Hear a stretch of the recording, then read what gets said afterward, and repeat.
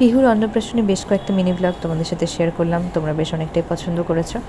আর আমার মামামও কান্তজি মন্দির সবার কোলে কোলে বেশ ভালোই ঘুরলো। আর এই যে আমার মামাতো ভাই সবাইকে প্রসাদ বিতরণ করতেই ব্যস্ত, আর সবাই এখানে প্রসাদ খাচ্ছিল। এই যে আমার এটা একটা মাসি হবে, ওর ছেলে আবার ঘুমিয়ে পড়েছিল।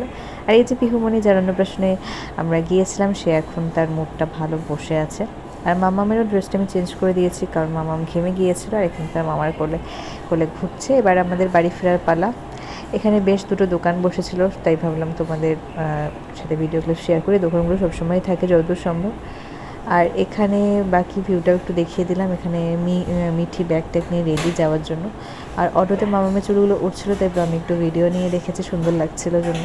আর মামাও কোথাও গেলে খুব খুশি হয়, আনন্দে সে গান করে দেখো। তো এই ব্লগটা এই অবধিই রাখছি। কিছু যদি ভালো লেগে থাকে তাহলে চ্যানেলটা সাবস্ক্রাইব করে দিও। টাটা।